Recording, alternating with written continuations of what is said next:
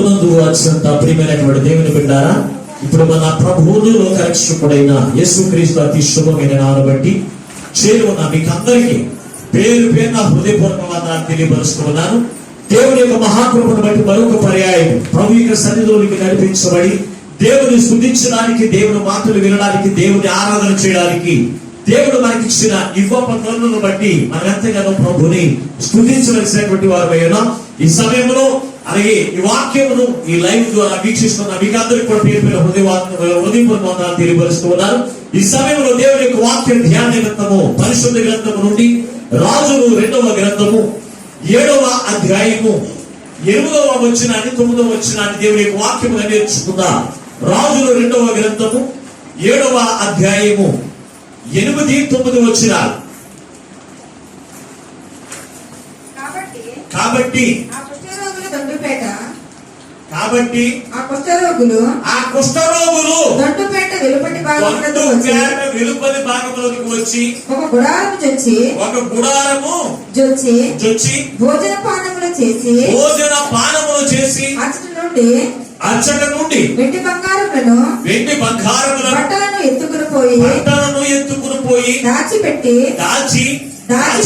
తిరిగి వచ్చి మరి ఒక గుడారము వచ్చి అచ్చట నుండి సొమ్ము ఎత్తుకుని పోయి దాచిపెట్టిరి. వారు మనము చేయనిది మంచి పని కాదు. నేటి దినము శుభవర్తమానము కలిగిన దినము మనము ఊరుకునే తెల్లవారు వరకు మనం ఇచ్చిన ఉండిన ఎడల ఏదైనా అపాయము సంభవించును కనుక మనకు వెళ్ళి రాజు ఇంటి వారితో సంగతి తెలియచెప్పుదాము రండని ఒకరితో చెప్పుకుని చిన్న ప్రార్థన చేసుకుని వాక్యాన్ని నేర్చుకుందాం. ప్రభువా నీవు నాతో మాట్లాడండి అని ఎవరికి వారే ప్రార్థన ఎక్కించండి.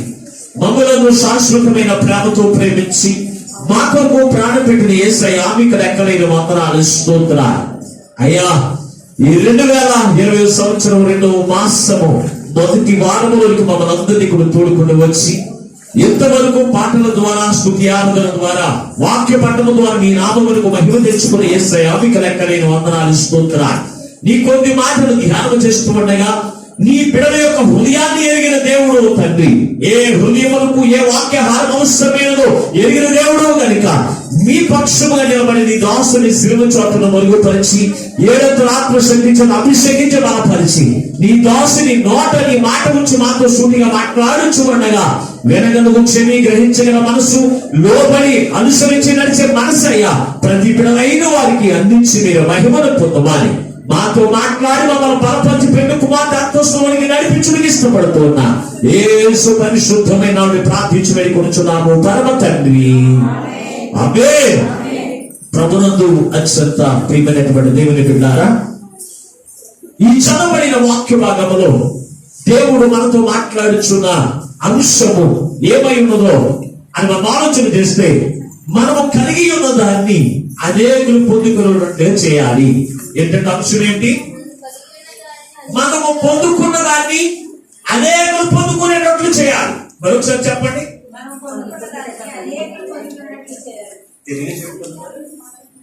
మీరు మాత్రం నోరెప్పకపోతే మనము పొందుకున్న దాన్ని అనేకులు పొందుకునేటట్లు చేయాలి. ఏంటంట? మంచిది. ప్రభునందు అత్యంత ప్రియమైనటువంటి దేవుని బిడ్డలారా, ఈ చదవబడిన వాక్య భాగంలో 4 కుష్ఠరోగులు మనకి కనపడుతూ ఉన్నారు. ఈ 4 కుష్ఠరోగులు కూడా ఏ దేశానికి సంబంధించిన వారు, ఏ ప్రదేశానికి సంబంధించిన వారంటే సిరియా దేశానికి సంబంధించిన వారు. సిరియా దేశంలో అనేక మంది కుష్ఠరోగులు కట్టినటువంటి వారు ఉండేవారు. అందుకే ఆ సిరియాలో నయమాను అనేటువంటి కుష్ఠరోగిని కూడా దేవుడు స్వస్థపరచడం మనం చూడగలుగుతూ ఉన్నాం. అలాగే కుష్ఠరోగులు ఎక్కడ ఉంటారు అని మనం ఆలోచన చేస్తే గ్రామం మధ్యలో నివసించరండి. మరి ఎక్కడ ఉంటారని తెలుసంటే ఊరు బయట మాత్రమే ఉంటారు, కానీ ఊరు మధ్యలోని కానీ జనాల మధ్యలోని కాలి వారు నివసించడానికి వీల్లేదు. ఎందుకో తెలుసా? వారికి ఉన్నటువంటి కుష్ఠరోగము అంటూ కలిగినటువంటిది. అంటే వారి దగ్గర ఎవరు కూర్చున్నా ఆ అంటు రోగం ఉన్న వైరస్ వారిని కూడా చోకి వారిని ఏం చేస్తుందంటే పక్కన వారిని కూడా పాడు చేసే లక్షణం దేవునికి ఉందంటే కుష్ఠరోగానికి ఉంది కనుక ఈ కుష్ఠరోగాన్ని దేవుడు మహాప్రభుని బట్టి ధర్మశాస్త్రం ఏం చెప్పాలో తెలుసంటే దూరాన్ని పెట్టేటువంటి లక్షణాన్ని కలిగినటువంటి వారిగా ఉండేవారు.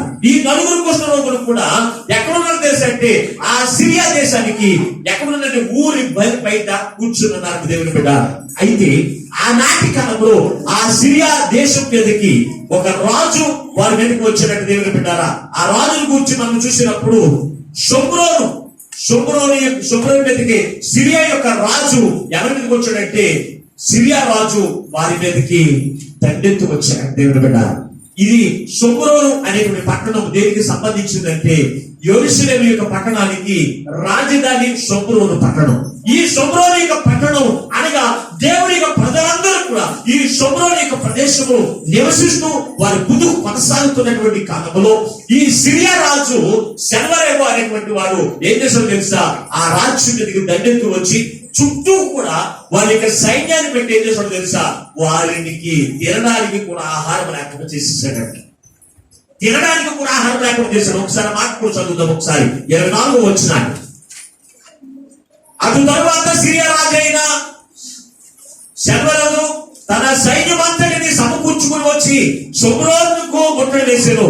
అప్పుడు షోమ్రోనులో గొప్ప క్షామము కలిగి ఉండగా గాడిద యొక్క తల 80 రూపాయలకును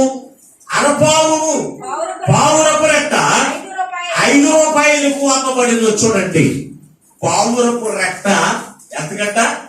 అరపావు. మరి ఒక ఒత్తు కూడా కాదు, అరపావు అంటే కొంచెము 5 రూపాయలకి అమ్మేటువంటి లక్షణం. అంటే ఆనాటి కాలంలో కరువు చేత నింపబడినటువంటి దేశముగా ఆ దేశం ఉంది, షోమ్రోను దేశం అంతా. కారణము ఎందుకంటే తెలుసంటే చుట్టూ కూడా సైన్యము ముట్టడి వేశారు. చుట్టూ కూడా సైన్యము ముట్టడి వేసి తినడానికి కూడా ఆహారం లేని పరిస్థితి ఎవరికి కలిగించారంటే ఇశ్రాయేలు ప్రజలైన వారికి, షోమ్రోను యొక్క దేశస్తులకి కలిగేసినటువంటి సమయంలో ఆ యొక్క దేశం మీదకి ఈ రాజు వచ్చి వారిని భయంకరంగా నలగొడుతున్నారట. అయితే వారి యొక్క ప్రజల యొక్క ఆకలి ఎలా ఉండేదో తెలుసంటే తన ఆకలి తీర్చుకోవడానికి తన బిడ్డలను కూడా అమ్ముకునేటువంటి వారిగా ఉండేవారు. ఈ అధ్యాయం ఇంటికి చదువుకోండి. వారి యొక్క ఆకలి తీర్చుకోవడానికి తన బిడ్డలను కూడా అమ్ముకుని ఏం చేసేవారు తెలుసంటే వారి ఆకలి తీర్చుకునేటువంటి కరువు ప్రాంతంలో వారు నివసిస్తున్నటువంటి కాలంలో ఆ ప్రాంతంలో ఎవరున్నారంటే 9 కుష్ఠరోగులు ఉన్నారంట. ఆ దేశంలో ఉన్న వారు తినడానికి ఆహారం లేకుండా అలమటించుకుంటూ ఎక్కడ వారు ఎక్కడికి కదలకుండా ఎవరి గృహంలో వారి ఉంటూ వారి ఆహారం పొందుకోవడానికి ఎక్కడికి వెళ్ళలేని పరిస్థితులు వారికి కలిగి ఉన్నటువంటి కాలంలో వెంటనే ఈ 9 కుష్ఠరోగులు కూడా ఏం చేశారో తెలుసంటే వారంట గుడారములో ప్రవేశించారు. గుడారములో ప్రవేశించి వారు సమృద్ధికరంగా ఆహార పదార్థములు భుజించారట. అన్నపానములు పుచ్చుకున్నారు. ప్రభువులో ఆనందించారు. ఆనందించి వారు ఏమంటున్నారు తెలుసా? ఇది మనకు మంచి పని కాదు, ఇది మనకి మంచి పని కాదు. కనుక మనం చేయవలసిన పని ఏమిటి? మనము పొందుకున్నది అనేకులు పొందుకున్నట్లుగా అనేక మంది ఆకలితో చచ్చిపోవడానికి ఇష్టపడుతున్నారు. వారందరూ పొందుకునేటట్లు మనం చేయాలి అనేది ఆలోచన వారు కలిగి ఉన్నారు. చదవబడిన వాక్యం ఇది. ఎప్పుడైతే ఆలోచన కలిగి ఆ యొక్క ప్రాంతంలోనికి వెళ్ళి షోమ్రోను యొక్క ప్రజలందరికీ కూడా ఆ ఆహారం భుజించేటట్లుగా చేసి వారు మరణం నుంచి కూడా విడిపించబడి జీవములోనికి నడిపించిన వారు ఎవరో తెలుసంటే 9 కుష్ఠరోగులు దేవుని బిడ్డారు. కనుక దేవుని బిడ్డారా, ఈ చదవబడిన వాక్య భాగంలో ఈ కుష్ఠరోగులు ఎటువంటి ప్రాధాన్యత కలిగి ఉంటే వారు పొందుకున్నారు, ఎటువంటి ప్రాధాన్యత పొందుకున్నటువంటి వారు అనేకులకి ఆకర్షించడానికి, అనేకులు నశించుకోకుండా జీవనం నడిపించడానికి గల కారణమయ్యారు అని మనం ఆలోచన చేస్తే మీకు ఒక 5 లక్షణాలు, ఈ కుష్ఠరోగులు కలిగినటువంటి 5 లక్షణాలు మీ ఎదురు పెట్టి నేను వాక్యాన్ని ముగిస్తాను. ఎందుకంటే మీరు ఇప్పటికే చక్కని ఆహార పదార్థాలు మీరు సిద్ధపరుచుకున్నారు కనుక అందరూ కూడా ఆకలితో చూస్తూ ఉంటారు. కనుక నేను సమయాన్ని వృధా చేయకుండా నేను క్లుప్తంగానే నేను వాక్యాన్ని ముగించి మన ముందుకు కొనసాగించుకుందాం.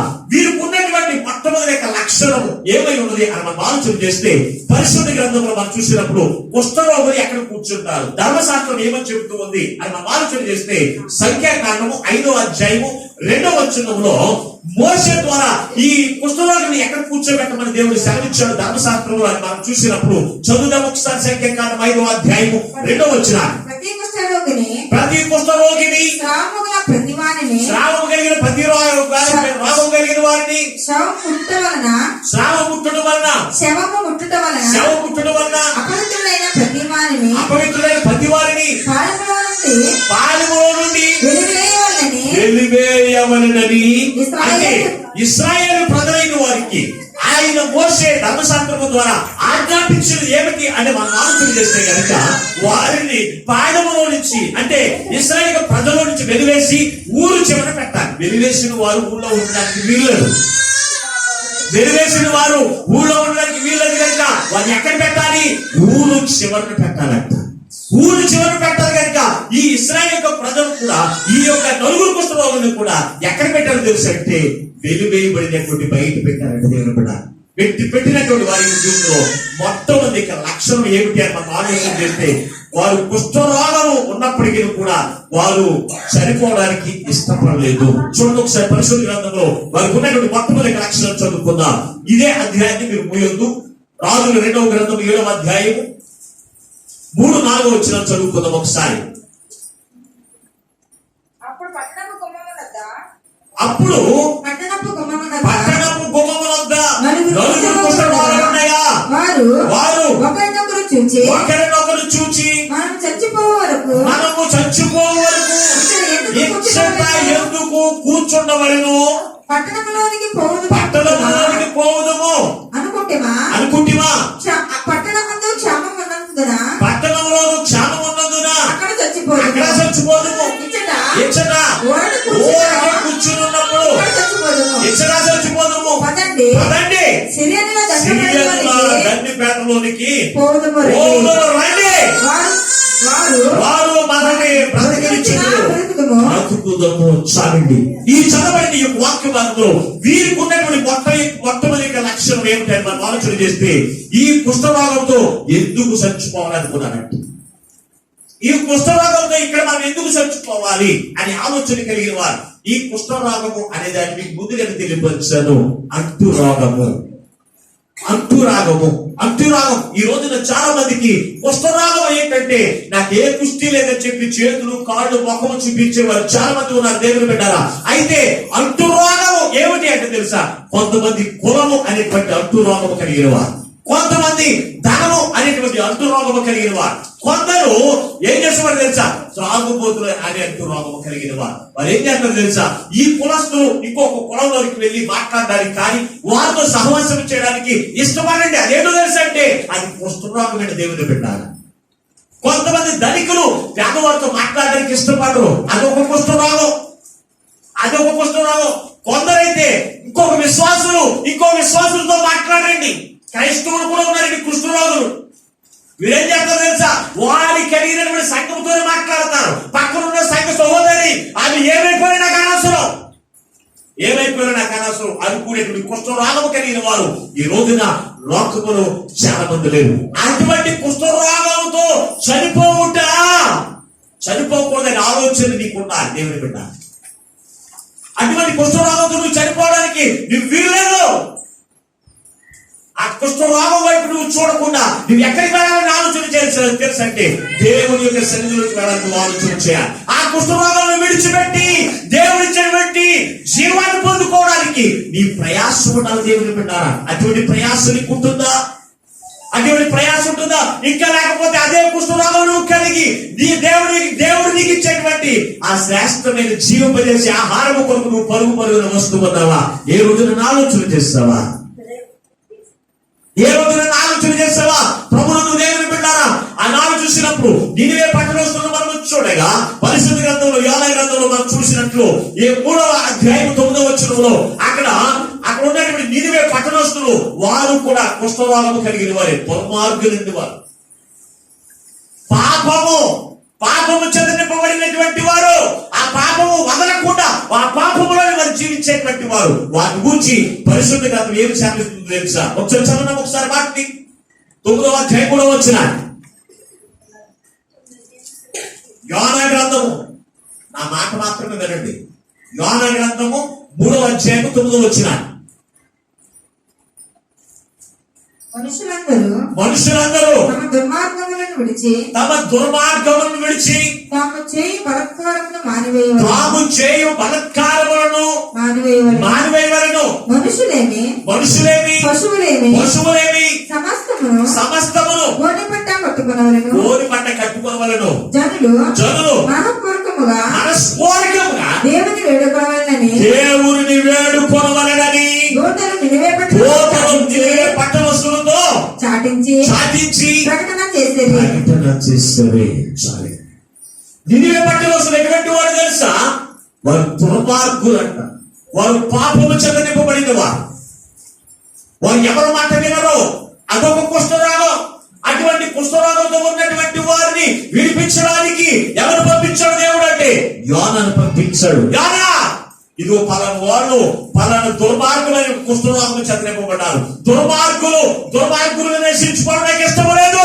వారి యొక్క దుర్మార్గమును విడిచిపెట్టి నా యొక్కకు రావాలి, అదే నా ఉద్దేశము. యోనా, వేడు సువార్త ప్రకటించు అన్నప్పుడు యోనైతే ముందైతే దర్శించి పట్టణం వెళ్ళాడు. కానీ దర్శించు నుంచి మన ఎక్కడికి నడిపించబడ్డాడు తెలుసు అంటే నినివే పట్టణానికి వచ్చాడు. వచ్చి దేవుని యొక్క సువార్త ప్రకటించాడట. ప్రకటించిన వెంటనే రాజు సహితము మొదలుకుని పశువుల వరకు కూడా వారి దుర్మార్గమును విడిచిపెట్టారు.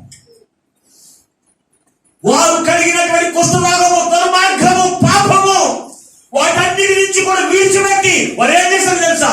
దేవుని యొద్దకు వచ్చి మోకరించి ప్రార్థన చేయడం ప్రారంభించారు. ఈ రోజున మనకు రాజులము కాదు, ఉద్యోగస్తులము కాదు, ఆస్తి పరులము కాదు. అయినప్పటికీ కూడా రాజన్న తను దిగొస్తున్నాడు. కానీ మనం ఎందుకు పనికిరాని జీవితం ఈ లోకంలో జీవిస్తున్న నీవేం చేయలేకపోతున్నావు తెలుసా? నీకు కలిగి ఉన్న కుష్ఠరోగం ఇదేం స్థాయి కుష్ఠరోగం పట్టుకుంటుందో కొంతమంది పట్టుకుంటుంది. ఈ కుష్ఠరోగం వైపు చూసి దానితో చచ్చిపోతున్నారండి. కులం అంటే చచ్చిపోయేవాడు కొంతమంది. అయితే కొంతమంది డబ్బు అని చచ్చిపోయేవాడు కొంతమంది. ఈ కుష్ఠరోగంతో నువ్వు చనిపోవడం మనకి ఇష్టం లేదు. అందుకే సువార్త నీ యొద్దకు వస్తూ ఉన్న దేవుని బిడ్డ. ఈ సువార్త వారి యొద్దకు పంపించబడినప్పుడు వారందరూ కూడా వారు తగ్గించుకుని వారి కలిగినటువంటి కుష్ఠరోగమును విడిచిపెట్టి దేవుని యొక్క పాదము యొద్దకు నడిపించబడ్డారు. దేవునికి స్తోత్రం, హల్లెలూయా. కనుక దేవుని బిడ్డలారా, నీవు కూడా ఈ రోజున ఏ కుష్ఠరోగముతో నువ్వు కలిగి ఉన్నావు, ఏ కుష్ఠరోగంతో నువ్వు నింపబడి ఉన్నావు, ఏ కుష్ఠరోగం నిన్ను పట్టుకుని ఉందో, ఈ ఉదయకాలంలో దేవుడు నీతో మాట్లాడుచు ఉండగా ఆ కుష్ఠరోగమును విడిచిపెట్టి నువ్వు దేవుని ఎదురు నడిపించబడ్డావా? నీవు జీవములను నడిపించబడతావు. లేకపోతే నువ్వు ఏ కుష్ఠరోగం అయితే కలిగి ఉండి దానితో నశించిపోయి పాతాళానికి వెళ్ళిపోతావు. నినివే పట్టణస్తులు కఠినమైన మనస్సు కలిగిన వారు, దుర్మార్గపు జీవితంలో జీవించిన వారు, పాపము చేత నింపబడినటువంటి వారు, అటువంటి వారిని దేవుడు ఏం చేస్తాడో తెలుసా? మీరు దానితో నశించుకోవడం ఎంత మాత్రం పరిస్థితం లేదు అని వారి ఎందుకు పంపించండి సువార్త. వారందరూ కూడా మేము దిగుపోదాం అనుకున్నారు. దిగిపోయించారు. ఈ నలుగురు కుష్ఠరోగం కూడా ఏమనుకున్నారు తెలుసా? ఈ కుష్ఠరోగంతో మనం చనిపోవడానికి వీలేదు. మనమందరం కూడా ఎక్కడికి వెళదాం? పాళములోనికి నడిపించబడదాం. పాళము దైవ సన్నిధికి సాదృశ్యంగా ఉంది. ఈ రోజు నీకు ఎటువంటి ఆలోచన ఉంటుందా? నీకు కలిగినటువంటి కుష్ఠరోగం విడిపించబడిన తర్వాత నీకు రావాల్సిన ఆలోచన ఏమిటో తెలుసా? లోకంలో తిరగడము కాదు, లోకంలో సంతోషించడము కాదు, లోకంతో కొనగడము కాదు, దైవ సన్నిధికి నడిపించబడలేని ఆలోచన కలిగి ఉన్నారు. మరి ఉంటుంది ఈ రోజున క్రైస్తవులకి. ఎస్తేరు యొక్క జీవితంలో అదేమి కలిగి ఉందో తెలుసా? ఆమె తన ప్రాణమును కూడా లెక్క చేయలేదండి. ఎస్తేరు గ్రంథము 4వ అధ్యాయము 16వ వచనాన్ని కూడా ఒకసారి చదువుకుందాం. ఎస్తేరు గ్రంథము 4వ అధ్యాయము 16వ వచనం.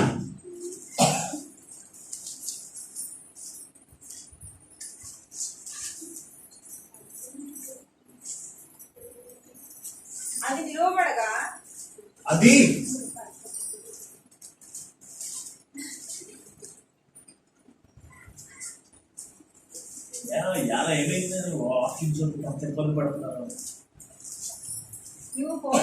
నీవు పోయి శూషానందు కనబడిన యూదులనందరినీ శూషానందు కనబడిన యూదులనందరినీ యూదులందరినీ సమాజ మందిరమునకు సమకూర్చి సమాజ మందిరములోనికి సమకూర్చి నా నిమిత్తము నా ఉపవాసముండి నిమిత్తం ఉపవాసం ఉండి 3 దినములు 3 దినములు అన్నపానములు చేయకుడి అన్నపానములు చేయకుడి చేయకుడి. నేను నా పనిపత్రులు నేను కూడా నా పనికర్తలు కూడా ఉపవాసముందుము ఉపవాసముందుము ప్రవేశించుట న్యాయ వ్యతిరేకంగా ఉన్నను ఉన్నను. నేను రాజమందుకు ప్రవేశించుట ప్రవేశించుట న్యాయమునకు విరుద్ధంగా ఉన్నను. నేను రాజమందుకు నేను ప్రవేశించుట రాజు వద్దకు ప్రవేశించును. నేను నశించినా నేను నశించను నశించదను. అటువంటి ఈ చదవబడిన వాక్య భాగంలో కూడా చూసినప్పుడు ఇశ్రాయేలు యొక్క ప్రజలు యూదులందరి మీద కూడా ఏమొస్తుందో తెలుసా? మరణము సమీపంగా ఉంది.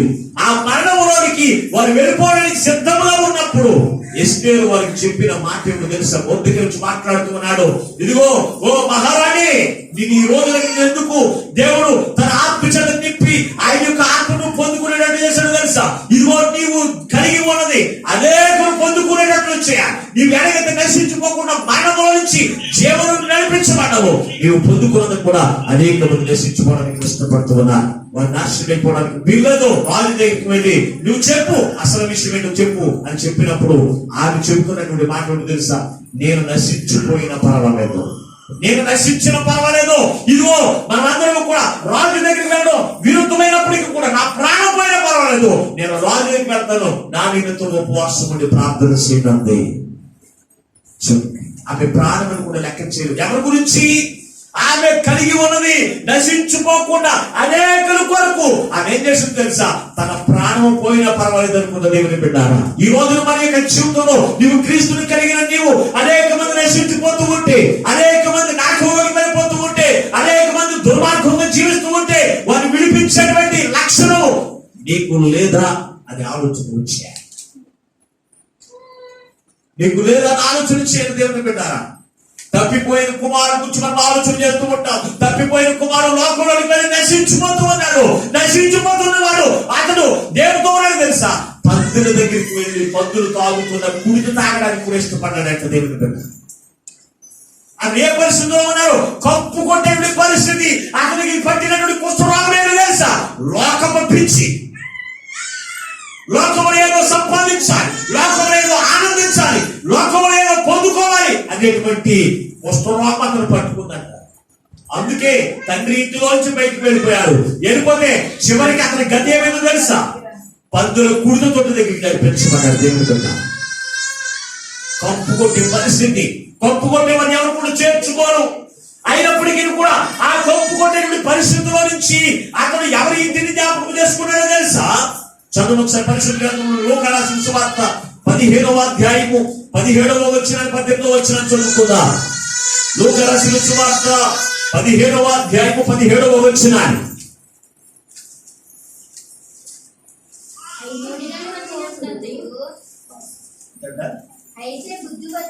అయితే బుద్ధి వచ్చినప్పుడు అతడు నా తండ్రి యొద్ద ఎంతో మంది కూలి వాళ్లకు అన్నము సమృద్ధిగా దొరుకుతుంది, నేనైతే ఇచ్చట ఆకలితో చచ్చిపోవచ్చున్నాను. నేను లేచి నా తండ్రి యొద్దకు వెళ్ళి, తండ్రి నేను పరలోకమునకు ఉన్న తండ్రికి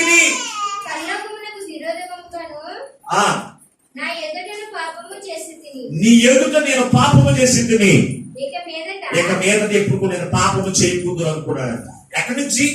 అది ఎక్కడ బుద్ధి తెచ్చుకున్నాడు? పందుల కుడుతుతో దగ్గర బుద్ధి తెచ్చుకున్నాడంట.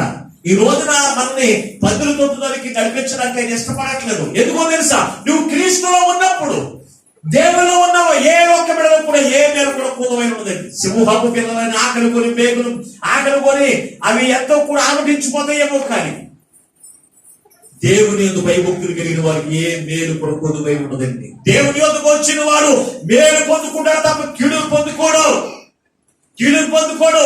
అయితే ఇక్కడ మాట్లాడుచున్న ఒక పందుల తొట్టి దగ్గర గుర్తు తెచ్చుకున్నాడట. అతనికి విడిచిపెట్టింది. నేను లేచి ఎక్కడి నుంచి లేవాలి? నీకు పట్టినటువంటి కుష్ఠరోగం నుంచి నువ్వు లేవాలి. నువ్వు లేవకపోతే కనుక నువ్వు దేవుని యొద్దకు నడిపించబడలేవు. తండ్రి ఇల్లు ఎటువంటిదో, తండ్రి ఇంటిలో ప్రేమ ఉంటుందో, తండ్రి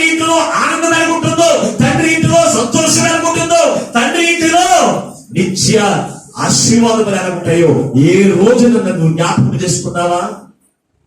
దేవుని యొక్క సన్నిధిలో నువ్వు ఎలాగో ఆనందించావో, దేవుని యొక్క సన్నిధిలో ఎలాగో సంతోషించావో, ఎలాగో దీవించబడ్డావో ఏ రోజున నన్ను జ్ఞాపకం చేసుకున్నారా? దేవుని పెట్టారా?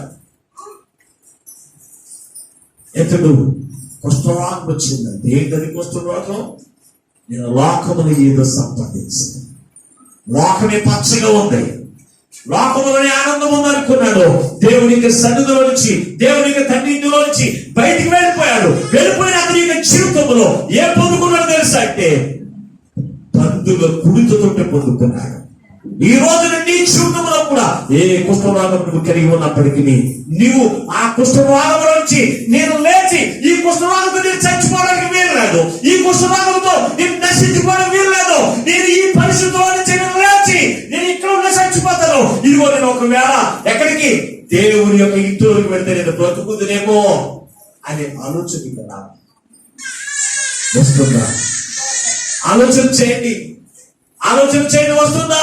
ఈ రోజున క్రీస్తుని కలిగినటువంటి దేవుని యొక్క ప్రజలైన వారికి ఇటువంటి ఆలోచన వస్తుందా?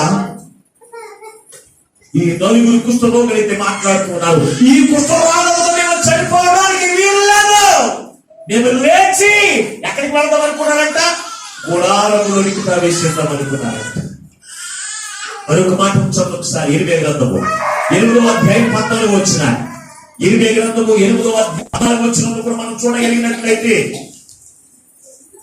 మనం ఎలా కూర్చుని ఉన్నాం, మనము పోగుపడి ప్రాకారముగా పట్టణంలోనికి పోదుము.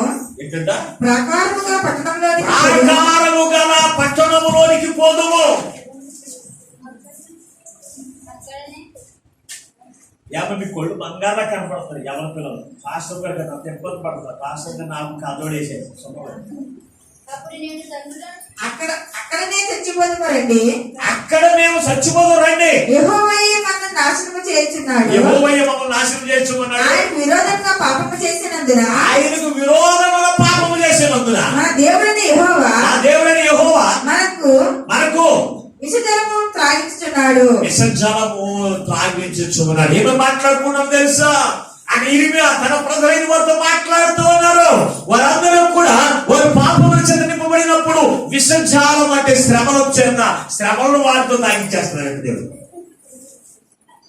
శ్రమను తాగిస్తూ ఉన్నాడు కనుక ఏమో మాట్లాడుతూ ఉన్నాడు, ఇదిగో మనము లేచి ప్రాకారముల గల పట్టణములోనికి ప్రవేశించడము.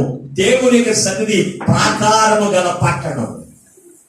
ఎంతో స్పష్టంగా రాసిన వాక్యములు దేవుని యొక్క సన్నిధి అంటే ప్రాకారము గల పట్టణము. దేవుని యొక్క సన్నిధి నీ చుట్టూ ప్రాకారముగా ఉంటుంది. నువ్వు ప్రయాణం చేసినా, నువ్వు లోకంలో ఉద్యోగం చేసినా, ఏ పని చేసినా కానీ అది నీకు ప్రాకారం వలె. నీకు పగల ఎండ దెబ్బయ్యాను, రాత్రి వెన్నుల దెబ్బయ్యాను, శత్రువు యొక్క సాతం యొక్క కలిగినటువంటి సమస్యలన్నీ కూడా నీ మీదకి రాకుండా ప్రాకారం వలె అడ్డుకోవడం వలె ఉండేటువంటి తెలుసా? దైవ సన్నిధి. అందుకే ఇశ్రాయేలు ప్రజలైన వారితో, యోధా ప్రజలైన వారితో మాట్లాడుతూ ఉన్నాడు ఇర్మియా, ఓ ప్రజలైన వారులారా లేచి ప్రాకారముగా పట్టణంలోనికి ప్రవేశిద్దాం. మనము దేవునికి విరుద్ధంగా మీరు పాపము చేశారు, అందుకే విషజాలము దేవుడు మీకు తాగిస్తున్నాడు. లేవండి, ఈ పరిస్థితి నుంచి లేవనంటున్నాడు. ఈ రోజున నువ్వు లేస్తూ ఉన్నావా? ఈ రోజున మీరు లేస్తూ ఉన్నారా? నువ్వు ఏ పరిస్థితులను పడిపోయి ఉన్నావు, ఏ కుష్ఠరోగం అనేటువంటి అటు వ్యాధులు నింపబడి ఉన్నావు, అక్కడి నుంచి నువ్వు లేచి ప్రాకారముగా పట్టణంలో ప్రవేశిద్దామని ఆనాడు కుష్ఠరోగాలు కలిగినటువంటి వారికి ఉన్న మనసు నీకు కలిగి ఉంటే కనుక కుష్ఠరోగాలు నశించుకోకుండా జీవములోనికి నడిపించబడి వారు ఎలాగైతే అనేకులను జీవింపజేయడానికి కారుకులయ్యారు, అటువంటి అంతస్తు దేవుడికి తప్పనిసరి ఇస్తారు. కనుక ఈ కుష్ఠరోగంలో ఉన్నటువంటి మొట్టమొదటి లక్షణం ఏంటి తెలుసంటే, ఈ కుష్ఠరోగంతో ఎందుకు మేము చనిపోవాలనుకున్నారంట. ఈ రోజున నువ్వు ఏ పాపములు ఉన్నావు కానీ ఆ పాపములు చనిపోవడం దేవునికి మహిమ కాదు. ఆ పాపములో మునిగిపోయి నువ్వు శ్రమల పాలవడం దేవునికి మహిమ కాదు. ఆ పాపములో మునిగిపోయి నువ్వు నరకానికి పాత్రుడవడం దేవునికి ఎంత మాత్రం మహిమ కాదు. కనుక వారు అనుకుంటున్నారు, ఈ కుష్ఠరోగంలో ఎందుకు మేము చనిపోవాలి, మేము లేచి పాలవ రండి గుడారంలోనికి ప్రవేశిద్దాం అనుకున్నారని దేవుడు విన్నారు. అటువంటి మనసు నీకుందా? అటువంటి మనసు నీకుందా? 5వ వచనంలో రాస్తూ ఉన్నాడు, ఇదిగో దైవ పేటలోనికి, దండు పేటలోనికి ప్రవేశంలో పోదాం రండి అని నిర్ణయించేసుకున్నారండి. చదవ ఒకసారి ఆ మాట కూడా. మీరు ఆ మాట రాజు 2వ గ్రంథం 7వ అధ్యాయం మీరు ముయ్యొద్దని చెప్తున్నాను. ఏంటంట? సందు చీకటి యందు సిరియనుల దండులోనికి పోవాలని లేచి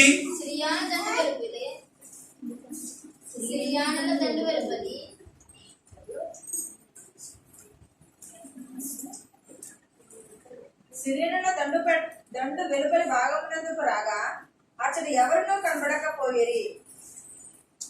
సిరియనుల దండులోనికి వారు ప్రవేశించడానికి లేచి వెళ్ళడానికి తీర్మానించారు. ఎవరు ప్రవేశించడానికి ఎప్పుడైతే దేవుని యొక్క సన్నిధిలోకి వెళదామని అనుకుంటామో అంతకు ముందు ఈ సిరియనులందరూ కూడా శుభ్రుడు పట్టణం చుట్టూ కూడా కాల్చుకుని ఉన్నారు. సిరియనులు అంటే ఎవరో తెలుసు అంటే సాతానుకు సాదృశ్యం, శ్రమలకు సాదృశ్యమై. అయితే ఇవన్నీ కూడా ఆ యొక్క వీధల్ని ఎలలేకుండా, కృష్ణరోగులు ఎలలేకుండా కాల్చుకుని ఉన్నాయి. కాల్చుకుని ఉన్నప్పుడు దేవుడు వారి పట్ల ఏం చేశాడో తెలుసు అంటే, ఎప్పుడైతే వారు కూరుకున్నారో అప్పుడు దేవుడు సిరియనుల యొక్క గుడారంలోనికి ప్రవేశించడానికి మార్గాన్ని చూపించడం తెలుసా? సిరియనుల దొండలు అక్కడ లేకుండా చేశాడంటే దేవుడు ఎలా చేశాడో తెలుసా? అక్కడ మెరుపులను, ఉరుములను, గొప్ప శబ్దములను కలిగించి వారిని అక్కడి నుంచి పారిపోవడం చేశాడంటే దేవుడు. మనము దేవునికి సన్నిధిలోనికి వెళదామని ఆలోచన కలిగి ఉండొచ్చు. నీవు కలిగినటువంటి కుష్ఠరోగం నుంచి విడిపించబడి నీవు దేవునికి సన్నిధిలోనికి వెళదామని ఆలోచన చేస్తే కనుక నీవు ఏదైతే నిన్ను పట్టుకుని వెళ్ళనివ్వట్లేదో, ఏదైతే దేవునికి సన్నిధిలోకి వెళ్ళకుండా అడ్డంగా ఉన్నాయో వాటన్నిటిని దేవుడు తొలగించేస్తాడు. వాటన్నిటిని గురించి కూడా దేవుడు తొలగించాలంటే దేవునికి సాధ్యం కాదు. ఏ రకంగా సరే దేవుడు మార్గాలు సరళం చేయగలడు. నీకున్నటువంటి అడ్డు ప్రాకారంలో ఏ రకంగా సరే నీ వద్దను తొలగించి దేవునికి సన్నిధిలో నడిపిస్తాడు. కానీ నీకు ఒక ఆశ ఉండాలి. నువ్వు దేవునికి సన్నిధికి వెళ్ళాలనే ఆలోచన నీకు ఉంటే కనుక నీ ఎదుట మార్గములన్నీ, నీకు ఆటంకములన్నీ కూడా తొలగించి వేసి నీకు సరళమైన మార్గములు చూపిస్తాను. చదువు ఒకసారి కింద చదువుతున్న మాటని. యెహోవా రథముల ధ్వనియు, గుర్రముల ధ్వనియు, గొప్ప సమూహపు ధ్వనియు సిరియనుల దండుకి వినపింప చేయగా వారు మన మీదికి వచ్చుటకై ఇశ్రాయేలు రాజు హిత్తీయుల రాజుకును ఐగుప్తీయుల రాజుకును బతికించి ఉన్నాడని సిరియనులు ఒకరితో ఒకరు చెప్పుకొని లేచి తమ గుడారంలోనైనా, గుర్రములోనైనా, గాడిదలోనైనా, దండపెట్టలో ఉన్న వాటిలోనైనా ఏమీ తీసుకొనకే తమ ప్రాణములను రక్షించుకుంటే చాలని అక్కడి నుంచి పారిపోలేదు. దేవుడు మన యొక్క జీవితంలో నీవు ఆశ ఎవరు ఆశ కలుగుతున్నారు అంటే, నలుగురు కుష్ఠరోగులు ఏమనుకున్నా తెలుసా? మనము లేచి ఈ కుష్ఠరోగంతో చనిపోవడానికి వీల్లేదు. మనం లేచి ఎక్కడికి వెళ్దాం? గుడారంలోకి వెళ్దాం. గుడారంలో ఏముంది? ఆహారం ఉంది. గుడారంలో సకల సంపదలు ఉన్నాయి. గుడారంలో సమృద్ధి ఉంది. ఆ గుడారంలోకి వెళ్దాం లేచి అనుకున్నారంట. కనుక ఎప్పుడైతే మీరు అనుకున్నారో దేవుడు మీరు ఆశీర్వదించిన దేవుడు ఏం చేశాడు తెలుసా?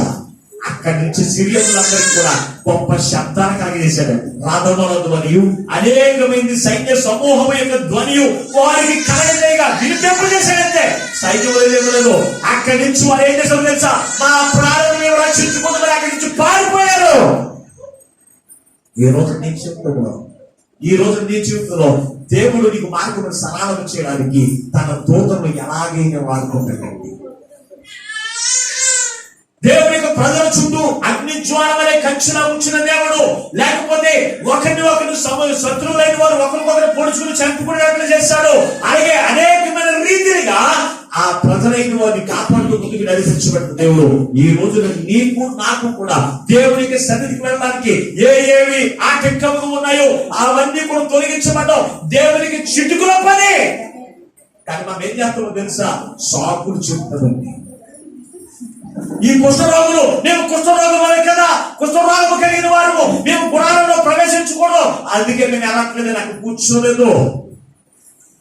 ఈ రోజున చాలా మంది ఈ లోకంలో చాలా మంది పాపాత్ములు ఉన్నారు. వ్యభిచారం చేసేవారు కావచ్చు, దొంగతనం చేసేవారు కావచ్చు, ఏ పని చేసినప్పటికీ కూడా నీవు ఒక ఆలోచన కలిగి ఉండాలి. నేను దేవుని యొక్క సన్నిధికి వెళ్ళాలి అని ఆలోచన ఉంటే కనుక దేవుని యొక్క సన్నిధికి వెళ్లకుండా చేసి ఆటంకములన్నీ కూడా తొలగించి దేవుని యొక్క సన్నిధిలో సమృద్ధి చెంత నింపి ఏం చేస్తారో తెలుసా, నిన్ను నిత్య జీవానికి నడిపించడానికి ఆయన ఇష్టపడుతున్నాడు. ఈ సిరియన్లు సిగ్గుపడలేదు. నేను పుస్తకంలో కలిగిన వారు మేము అనేకులు మమ్మల్ని చూసి ఆనంద చేస్తారేమో, అనేకులు మమ్మల్ని అపహసిస్తారేమో అని చెప్పి సిగ్గుపడలేదు. సిగ్గుపడకుండా వారు వెళ్ళడానికి ఎప్పుడైతే ఆశ కలిగి ఉన్నారో, దేవుడు వారికి మార్గమును సరళము చేసి ఈ రోజు నీ జీవితంలో దేవుని యొక్క సన్నిధిలో ఏముంది, దేవుని యొక్క గుణాలలో ఏమున్నాయి ఎప్పుడైనా నువ్వు గ్రహించావా? దేవుని యొక్క సన్నిధిలో సమృద్ధికరమైన భోజన పదార్థములు. ఏ భోజనం? వాక్యమైనటువంటి భోజనం, ప్రభు యొక్క శరీరము, రక్తమైనటువంటి భోజనం. అలాగే నీ కొరకు సిద్ధపరిచిన శ్రేష్టమైన విలువైన బహుమానులు ఎక్కడున్నాయి తెలుసంటే దైవ సన్నిధిలో నేను దాచి ఉంచాడు దేవుడు. కనుక దేవుని బిడ్డ, ఈ పుస్తకంలోకి మొట్టమొదటి ఉన్న లక్షణం, ఈ పుస్తకాలతో మేము చనిపోవడం ఎంత మాత్రం కూడా మాకు ఇష్టం లేదు అని ఆలోచన చేశారు. వారి కలిగి ఉన్న దాంట్లో నుంచి లేచి ఎక్కడికి ప్రవేశించారంటే దేవుని గుడారంలోకి ప్రవేశించమనుకున్నారు. దేవుని బిడ్డ, వారు లేచారు, గుడారంలోకి ప్రవేశించమని ఎప్పుడైతే వారు అనుకున్నారో వారికి మార్గములు సరళం చేయబడ్డాయి. ఈ రోజు నీ జీవితంలో కూడా నీవు చేయవలసిన పని ఏంటో తెలుసా? నీకు ఒక ఆలోచన ఉండాలి. ఇదిగో ప్రార్థన వేళ, దేవుడు నా కొరకు ఆహారం సిద్ధపరిచిన వేళ, ఈ రోజు నేను దేవుడికి సన్నిధికి వెళ్ళాలి అనే ఆలోచన నీకు ఉంటే చాలు, అటువంటి ఆశ్చర్యం కలిగి ఉంటే చాలు. నీ ఎదుట అధికారులు కావచ్చు, నీ ఎదుట శ్రమలే కావచ్చు, నీ ఎదుట బలహీనతలే కావచ్చు, నీ ఎదుట స్వాములే కావచ్చు, ఎన్ని అడ్డంగా ఉన్నా వాటన్నిటినీ చిటుకులో పక్కన పారవేసి నిన్ను మార్గములు సరళం చేస్తున్నాడు. నా సన్నిధిలో ఆనందించని నడిపించేటువంటి దేవుణ్ణి కలిగి ఉన్నాము. దేవుడు ఈ పుస్తకంలో కూడా అదే ఆశతో కలిగి ఉన్నారు. ఇంకా వారి జీవితంలో ఎప్పుడైతే మార్గములు సరళం చేయబడ్డాయో వారు పొందుకుని దేవుడు తెలుసంటే చదువు ఒకసారి మరొక 3వ లక్షణంలోకి వచ్చినట్లయితే వారు గుడారంలోకి వెళ్ళి విందు చేశారంట. 7వ వచ్చిన ఎంతో వచ్చినకి వచ్చే పదం. కాబట్టి ఆ కుష్ఠరోగులు దొడ్డుపేట వెలుపటి భాగంలోకి వచ్చి గుడారంలోకి చొచ్చి భోజన పానములు చేసి భోజన పదార్థములు భోజన పానములు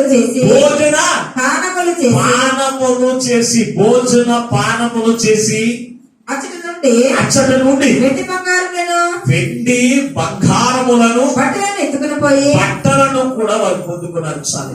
ఇక్కడ చూసినప్పుడు వారు దేవునికి సన్నిధికి వచ్చి వారు చేసిన పనేమిటి?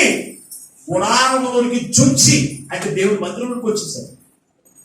కొంతమంది ఇంటి దగ్గర ఉన్న పర్వాలేదండి, కొంతమంది అంటారు మనసులో ఉంటే చాలంట, మనసులో ఉంటే చాలు, దేవుడు మా మనసులో ఉంటే చాలు. మరి దేవుడి ఇల్లు అనేటువంటి ఎందుకుంది? దేవుడు మనం శుద్ధి చేసే స్థానం, దేవునికి ఆశీర్వాదముల చేత నింపబడిన స్థానము దైవ సన్నిధి. ఈ దైవ సన్నిధిలోనికి మీరేం చేస్తారు? పుస్తకము కలిగిన వారే, అయ్యా మేము ఈ గుడారంలోనే ఉంటాం, ఊరు వేపడే ఇంట్లోనే ఉంటాం, ఇదిగో ఆ దైవ సన్నిధి ఎవరు ఉంటే పంపించమని మేము తింటా అన్నారా?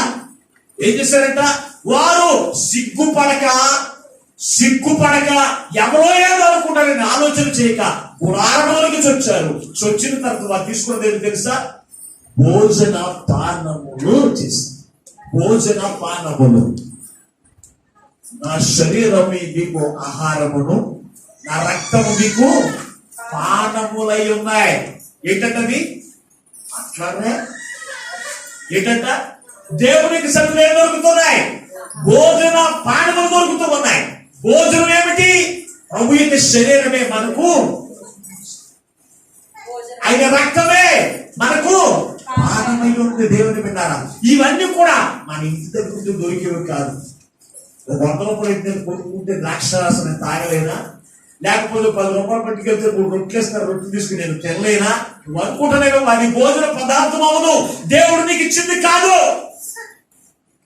దేవునికి ఇచ్చింది కాదు. నువ్వు దేవుడు ఎక్కడ నువ్వు పొందుకుంటావు?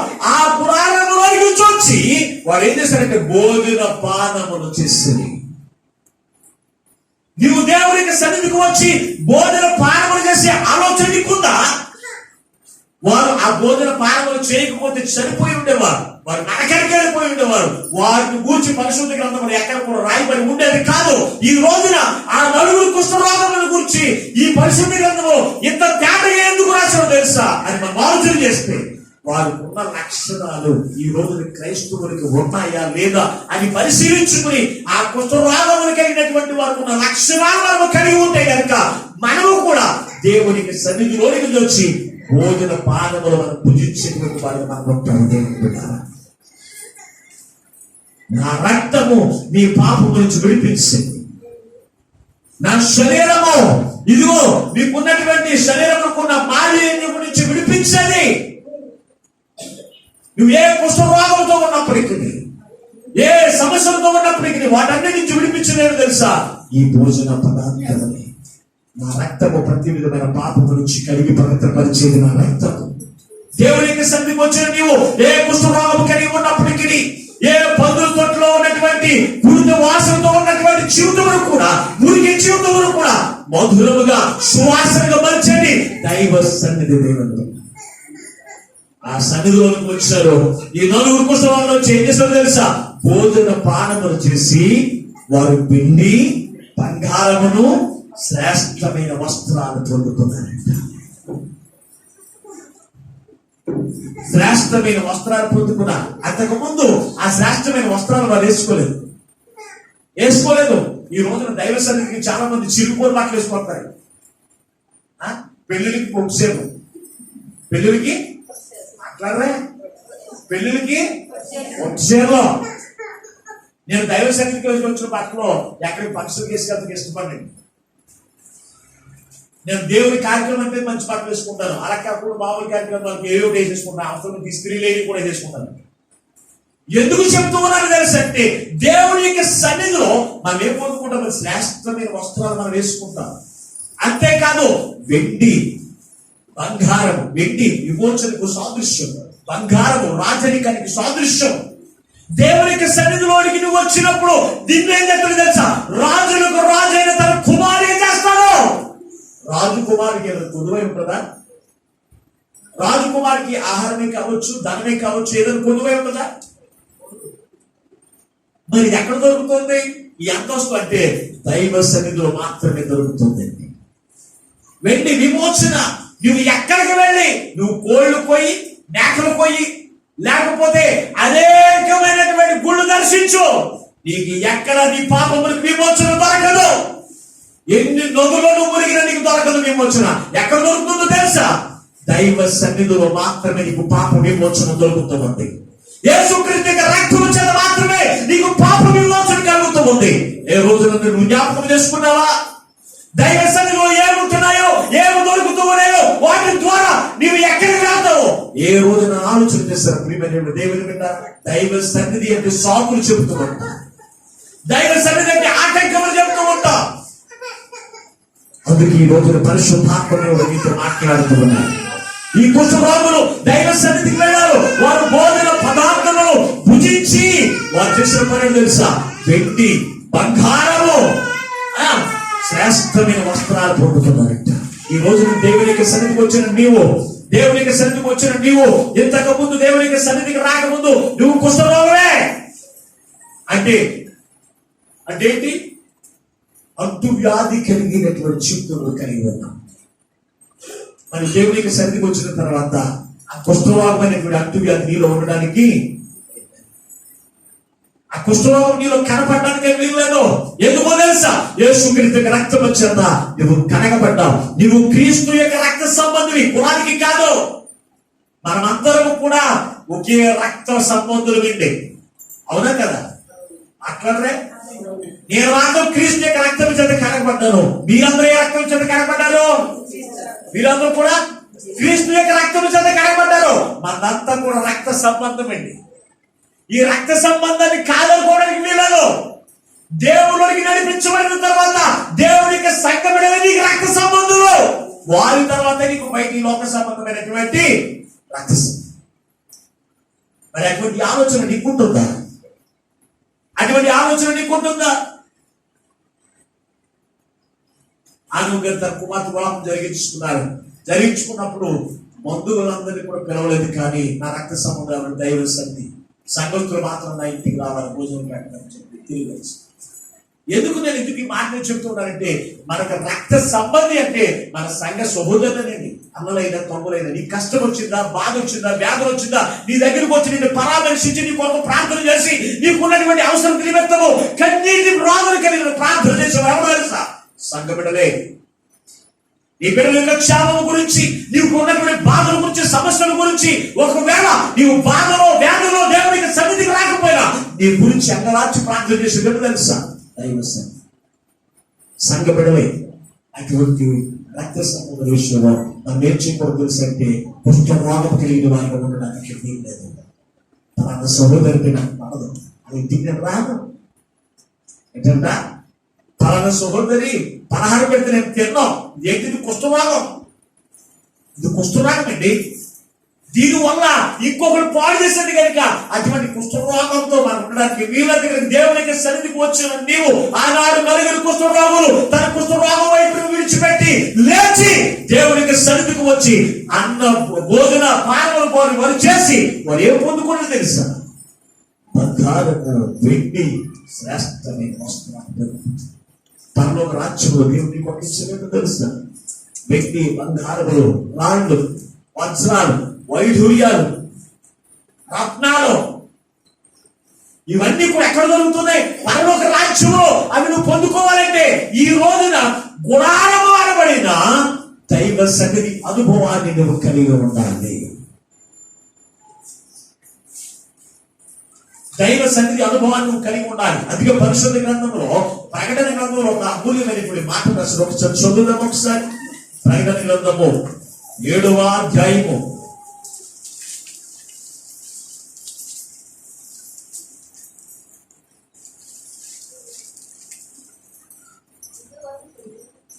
7వ అధ్యాయము 14వ వచనం. 13వ వచనం కింద రండి ఒకసారి. పెద్దలలో ఒకడు తెల్లని వస్త్రములు ధరించుకొని ఉన్న మీరెవరో ఎక్కడి నుంచి వచ్చిందని వాడిని అడిగాను. అందుకు నేను అయ్యా నీకే తెలియనగా అతడు ఇలాగ నాతో చెప్పాను, మీరు మహాశ్రమల నుండి వచ్చిన వారు రక్తముతో తమ వస్త్రములు ఉతుకుని వాటిని తెలుపు చేసుకుని, అందువలన వారు దేవుని యొక్క సింహాసనం యొక్క ఉనికి నుండి, సింహాసనం ఎదుట ఉండి రాత్రి పగళ్ళు ఆయన ఆలయములో ఆయన సేవించుచున్నారు. సింహాసనాసీనుడైన వాడు తానే తన గుడారం వారి మీద కప్పును. తన గుడారము వారి మీద కప్పు. గుడారం ఏంటి? దైవ సన్నిధి. ఇశ్రాయేలు ప్రజల మీద దాని సన్నిధి పగలు మేఘస్తంభం వలెను, రాత్రి వెన్నెల రాత్రి వల్ల అగ్ని స్తంభం వలె వారి మీద కప్పినట్టుగా ఈ సన్నిధి ఆమె చేస్తుంది తెలుసా? కప్పుతుంది, ప్రాకారముగా ఉంటుంది దేవుడి బిడ్డ. అటువంటి సన్నిధిలో విడుదల రండి అని ఆలోచన చేయాలి. ఆలోచన చేసిన నీవు ఆయన యొక్క ఏ ఆకలి కలిగి ఉండాలో తెలుసా? భోజనము పానము చేయాలని ఆకలి కలిగి ఉండాలి. చాలా మందికి అయితే ప్రభు యొక్క శరీరము రక్తము తీసుకోవాలని ఆలోచన కూడా ఉండదండి. మొదటి వారంలో, నెలలో మొదటి వారంలో ప్రభు యొక్క శరీర రక్తం ఇస్తారు దైవ సన్నిధిలో. అది నేను భుజించాలి, నేను పానము చేయాలి, లేకపోతే నేను నరకంలోకి వెళ్ళిపోతాను ఆలోచన క్రీస్తులు కలిగినటువంటి విశ్వాసం కూడా ఉండాలి. పరిస్థితి ఈ రోజున సంఘ బిడ్డలకు చాలా మందికి ఉంటుందండి. దేవుని అందుకే ఈ రోజున మనతో మాట్లాడుతున్నాయి. దేవునికి సన్నిధికి వెళ్ళిన నీవు ఏం పొందుకుంటున్నావు? ఆయన భోజనమును, ఆయన పానమును భుజించిన నీవు ఏం పొందుకున్నా తెలుసా? వెండి, బంగారము, వస్త్రం. ఏది లోపం నీ జీవితంలో శారీరకముగాను అంతరంగముగాను ఏది లోపం లేకుండా ఆయన నీకు బహుమానం ఇచ్చేస్తాడు. ఈ బంగారం సంపాదించుకోవడం లోకంలో తిరుగుతాం, ఈ వెండిని సంపాదించుకోవడానికి లోకంలో తిరుగుతాం, ఈ వస్త్రాలు సంపాదించుకోవడానికి లోకంలో తిరుగుతూ ఉంటాం. కానీ ఎక్కడ ఉన్నాయంట? వారు ఎక్కడ పొందుకున్నారు? దైవ సన్నిధిలో నుంచి వారు పొందుకున్నారు. అయితే పాస్టర్ గారికి మీరేమంటే బంగారం వెళ్ళి వస్త్రా అని అంటున్నావేమో. పాస్టర్ గారు అయితే మీకు ఏమి ఇవ్వలేదేమో, కానీ దేవుడి యొక్క సన్నిధిలోకి వచ్చిన నీవు, దేవుడి యొక్క సన్నిధి అనగా దేవుడి యొక్క నివాస స్థలము, దేవుడు నివసించే స్థలము, దేవుడు మీకు ఆశీర్వాదం చెంద నింపి అవన్నీ నువ్వు పొందుకునేటట్లు చేసే స్థలం ఏంటి తెలుసా? దైవ సన్నిధి. అబ్రహాము దైవ సన్నిధిలో నిలబడ్డాడు. మన శుక్రవారం మనం నేర్చుకున్న వాక్యములో దేవుని యొక్క సన్నిధిలో అతను నిలిచి అదే పొందుకునేది తెలుసా? వెండి, బంగారము, అంత సమృద్ధి పొందుకుని భూమి మీద ఉన్న వాళ్ళందరికంటే మీకు గొప్ప గొప్ప ధనవంతుడిగా ఎందుకు ఎంచబడ్డాడో తెలుసా? దైవ సన్నిధిలో తెలుసా? మీరు కూడా ఈ నలుగురు కొత్త రోగులు కూడా వారు ఏం చేశారు తెలుసా? దేవునికి సన్నిధికి వెళ్ళాలని ఆలోచన చేస్తారు. ఆలోచన చేసి దైవ సన్నిధికి నడిపించబడ్డారు. దైవ సన్నిధికి నడిపించబడిన నీవు ఏం చేయాలి తెలుసా? ఆయన భోజన పానములు చేయాలి. ఆయన నీకు ఒకసారి వచ్చిన బహుమానం పొందుకునేటువంటి వారు ఉన్నారు. పొందుకుని నీకు నీవే కొనకడం కాదు. అందుకే 9వ వచనం ఒకసారి చదవండి. ఏమైనా మాట్లాడుతున్నారు ఈ కుష్ఠరోగులు?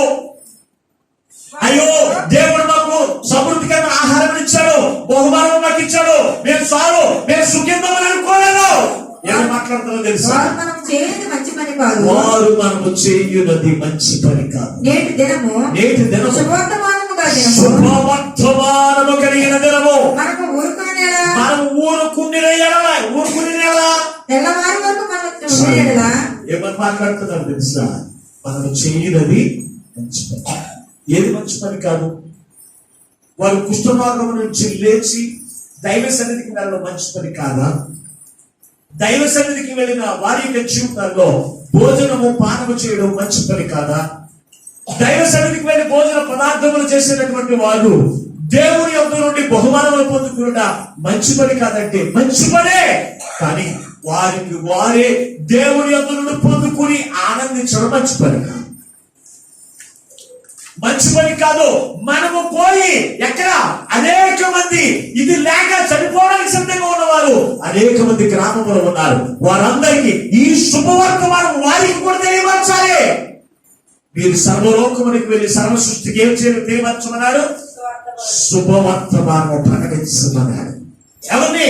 శిష్యులైన వారు పొందుకున్నారు. పొందుకున్న మీరు ఇదిగో మీరు మీరే ఆనందించడం కాదు, పొందుకున్న మీరు సర్వలోకానికి వెళ్ళి సువార్త ప్రకటించండి. ఏంటి ప్రకటించండి? సువార్త ఏంటి? యేసుక్రీస్తు నీ పాపముల కొరకు ఆయన గాయపరచబడ్డాడు. నీ పాపముల కొరకు నీ ప్రాణం విమోచించడానికి ఆయన తాను ప్రాణములు పెట్టాడు. నిన్ను శాపం నుంచి విడిపించడానికి ఆయన శిలువ వేయబడ్డాడు.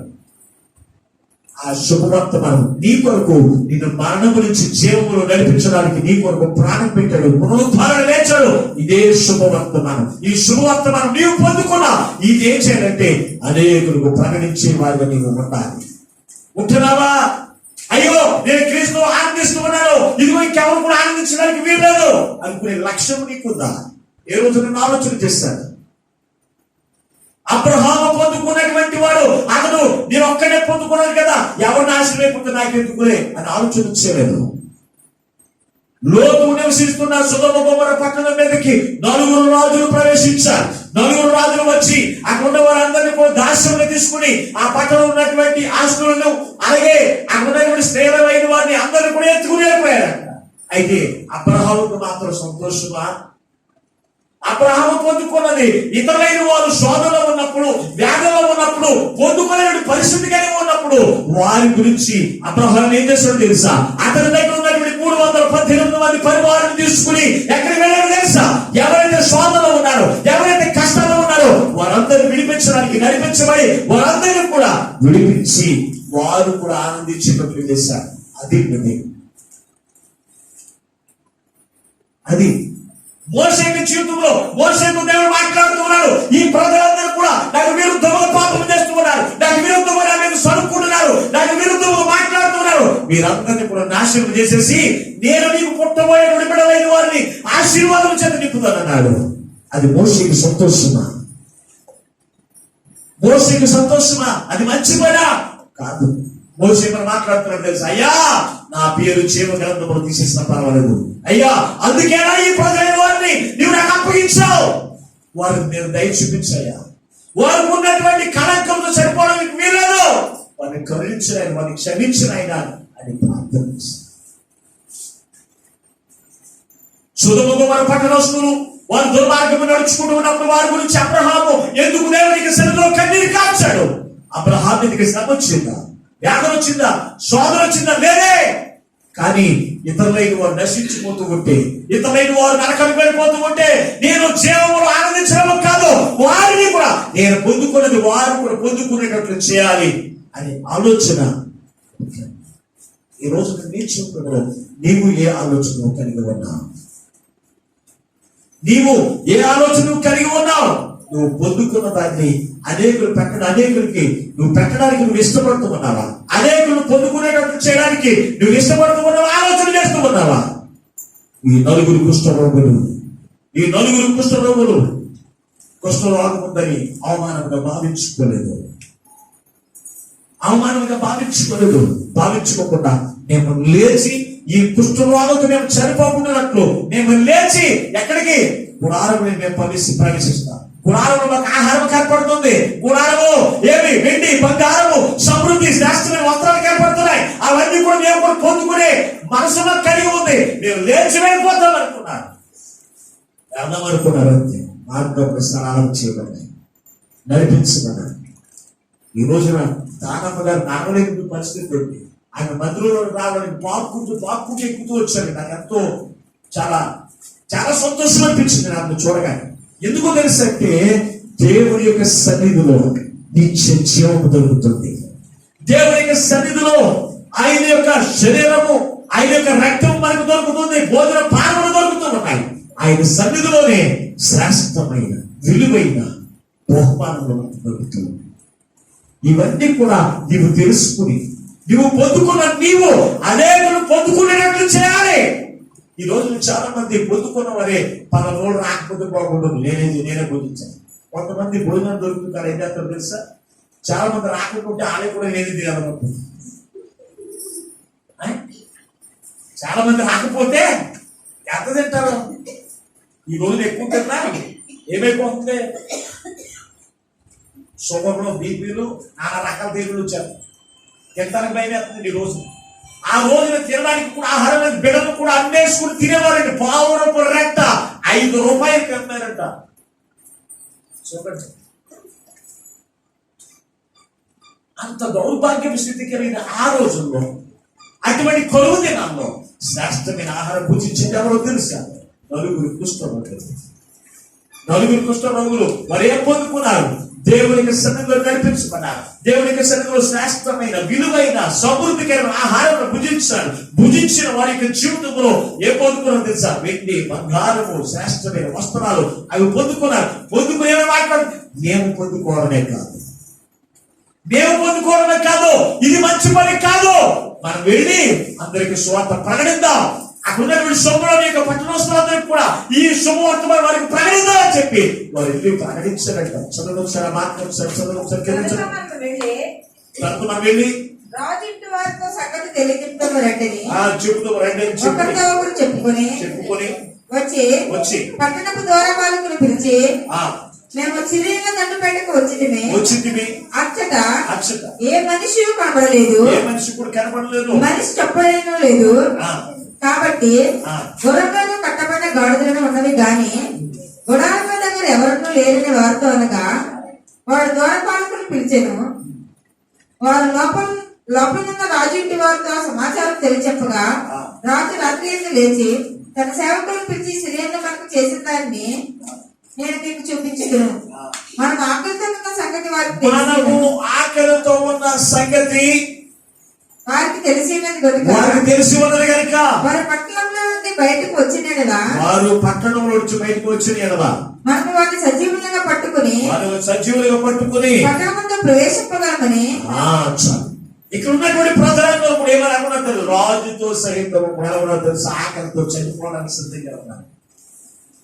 అటువంటి వారి సంగతి దేవుడు ఎరిగి వారి అందుకి ఎవరు పంపించారు? నలుగురు కుష్ఠరోగులు. ఆ రోగం ఇక్కడ కుష్ఠరోగుల గురించి మనం మాట్లాడతారు. ఎప్పుడైతే దేవునికి సన్నిధిలోనికి వెళ్ళారో దేవునికి సన్నిధిలో వారు శుద్ధి చేయబడ్డారు. వారు కలిగిన కుష్ఠరోగం విడిపించబడింది. యేసుక్రీస్తు యొక్క రక్తం చెంత విడిపించబడిన వారి యొక్క చుట్టూలో ప్రభు యొక్క శరీరము రక్తము భుజించారు. దానితో కలిసి ఆయన సిద్ధపరిచిన బహుమానములు, ఆయన సిద్ధపరిచిన ఆశీర్వాదములు, ఆయన సిద్ధపరిచిన రక్షణ వస్త్రములే కాదు, యెహ సంబంధమైన వస్త్రములే కాదు, విలువైన వస్త్రాలు వారు పొందుకున్నారు. పొందుకుని మేము పొందుకుంటున్నామే కాదు, అనేక మంది పొందుకున్నట్లు చేయాలి అని చెప్పేం చేశారు తెలుసా? గబగబా వారు పొందుకున్నది అనేక మందికి వెళ్ళి తెలియపరిచారంట. అనేక మందిని ఆహార పదార్థముల యొక్కకి నడిపించారు. వారు కూడా చనిపోకుండా ఆ భోజన పదార్థముల చేత జీవములోనికి రోజున లోపల ఎంతమంది ఉన్నారో తెలుసా? ఈ లోకంలో ఎంతమంది ఉన్నారో తెలుసా? నరకానికి వెళ్ళిపోయేటువంటి వారు, మరణములకు సమీపముగా ఉన్నవారు లోకంలో అనేక మంది ఉంటూ ఉండగా నీ జీవితంలో నీకు నిద్ర అసలు ఎలా వస్తుందండి? నీకు నిద్ర ఎలా వస్తుంది? అంగీకారం ఒకసారి చదువు, వాక్యం ముగిస్తాను. అంగీకారం 1వ అధ్యాయం 4వ వచనం చదువుకుని వాక్యం ముగించుకుందాం. 4-5 వచనం.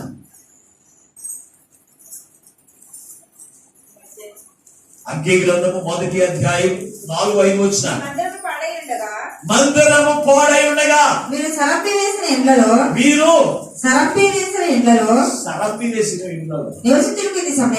నివసించుటకు ఇది సమయమా? కాబట్టి సైన్యములకు అధిపతి యెహోవా సెలవిచ్చినదేమనగా ఈ ప్రవర్తన గురించి ఆలోచించుకొనుడి. మీరు విస్తారముగా విత్తినను మీకు కొంచెమే పడుతుంది. చూడండి ఏమని రాసింది ఏంటంట? దేవుని యొక్క మందిరము మందిరం పాడైపోతా. దేవుని మందిరం ఎప్పుడు కూడా శ్రేష్టమైనదిగానే ఉంటుంది. మందిరం అనగా దేవుని ఇల్లు, మందిరం అనగా దేవుని యొక్క శరీరము, ఈ శరీరం అనగా సంఘము. ఈ సంఘము పాడై ఉండగా మీరు ఎలాగో ఇంట్లో నివసించడానికి, ఇంట్లో పడుకుని నిద్రపోవడానికి, ఇంట్లో సుఖించడానికి, ఇంట్లో సీరియల్ చూడడానికి, ఇంట్లో తండ్రాడడానికి నీకు ఏది సమయమో నువ్వు ఎంత విత్తినా నువ్వు కొంచెం పొందుకోండి. జాగ్రత్త.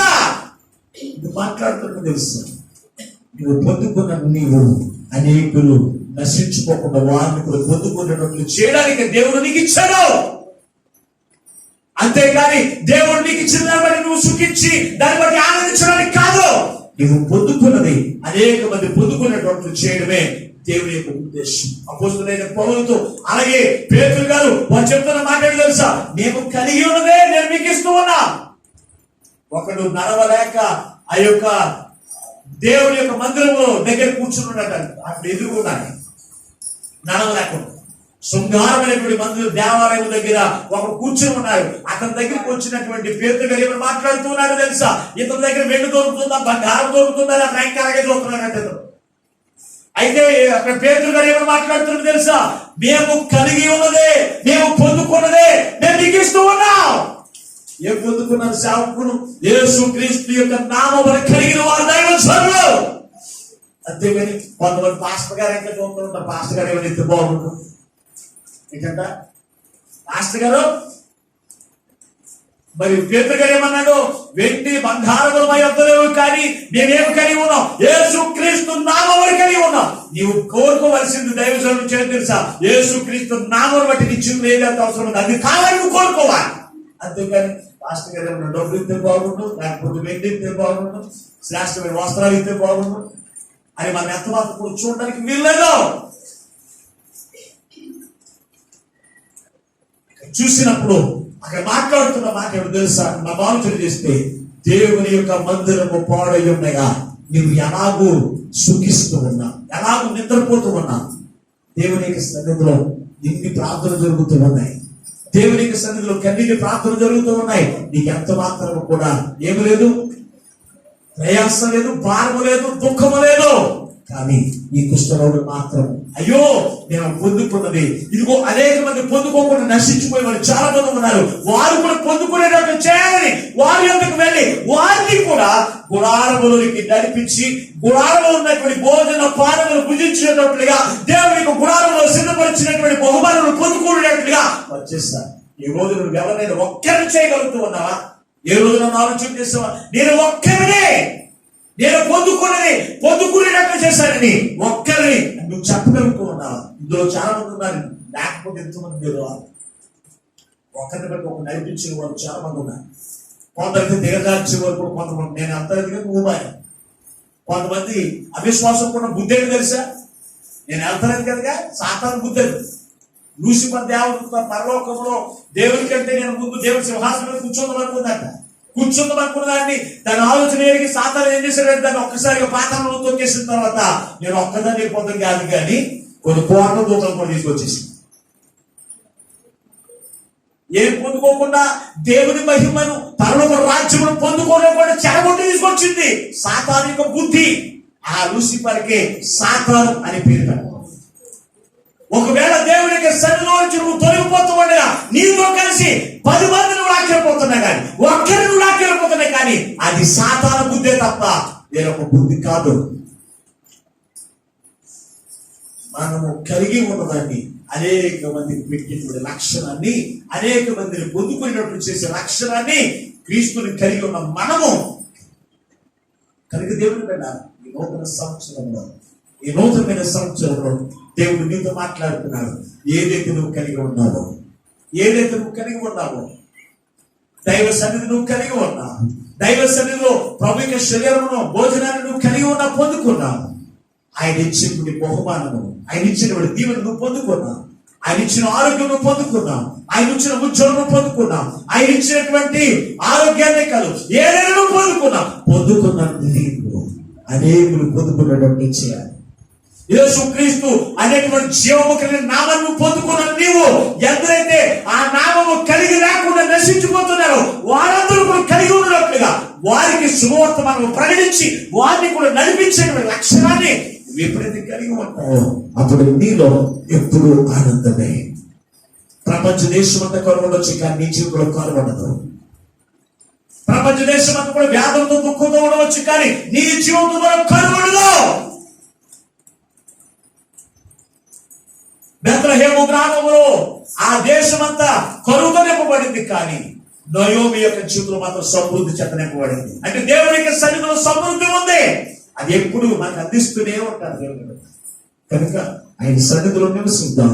ఆయన సన్నిధిలో దేవుడు నీ కొరకు సిద్ధపరిచిన ఆ జీవము కలిగినటువంటి జీవమునిచ్చే శ్రేష్టమైన వాక్యాహారమును, ఆయన యొక్క భౌమిక శరీరమును రక్తమును భుజిద్దాం. దానితో కలిసి దేవుడు మనకు ఓరకనే మన ఇంటికి పంపించండి, భోజనం పెట్టి మనం పంపించాడు. ఆయన నిండాలుగా దీవెన వర్షానికి మనకు చేస్తున్నాడు. వీటిని బంగారాన్ని శ్రేష్టమైన వస్త్రాన్ని మనకిచ్చి ఏం చేస్తాడో తెలుసా? నిన్ను ఒక విలువైనటువంటి ఒక పాత్రగా, ఒక రాజకుమారుడిగా, ఒక రాజకుమార్తెగా నిన్ను నడిపిస్తూ ఉండగా ఆయన సన్నిధిలో నిరంతరం కలిసి జీవిద్దాం. ఆయన ఇచ్చేటువంటి నిత్య జీవానికి వారసులుగా ఉందాం. అందుకే యేసు ప్రభువు వారు ఆయన పరలోకం నుండి లోకానికి ఎందుకు వచ్చాడు తెలుసా? నీ కొరకు నా కొరకు ఆయన సిలువ వేయబడి ఆయన నీ కొరకు నా కొరకు ప్రాణం పెట్టి ఆయన నిత్యము జీవింపచేయడానికి ఆయన లోకంలోకి వచ్చాడు. సంగతి జ్ఞాపకం చేసుకుని ఆయన ప్రేమకు కొనసాగుదాం. అటువంటి గొప్ప వాక్యములు ఆ పరిశుద్ధాత్మ దేవుడు ఈ వాక్యం మీద మనందరికీ ఉపదేశాయి మహిమ పొందును గాక. ఆమేన్. ప్రార్థన చేసుకుంటాం. మమ్ములను శాశ్వతమైన ప్రేమతో ప్రేమించి మా కొరకు ప్రాణం పెట్టిన యేసయ్య మీకు రకమైన వందనాలు స్తోత్రాలు. ఎంతవరకయ్యా నీ ఆత్మను నీ దాసుని అందించి నీవే మాతో సూటిగా మాట్లాడిన నీ ప్రతి విధమైన మాటలు మా హృదయంలోకి చేర్చుకుని తండ్రి, మా హృదయంలో నీరు కంటే బలపరేసి ఆ నలుగురు కుష్ఠరోగులు కలిగి ఉన్నటువంటి లక్షణాలు మేము కలిగిన ఆయన అయ్యా నీలో నిరంతరము ఆనందించే గొప్ప వాక్యము ప్రతి బిడ్డలైన వారికి అందించి మీరు మహిమను పొందుతారు. ఇదిగో ప్రభువా, ఈ వాక్యము ద్వారా అనేక మంది రక్షించబడడానికి నీవే కూర్చుంటే నీ సహాయము దయచేయము. మా ప్రభువును రక్షకుడు విమోచకుడైన యేసు సర్వాధికారి నాడు ప్రార్థించి వేడుకొంచున్నాము పరమ తండ్రి. ఆమేన్. అందరికీ వందనాలు.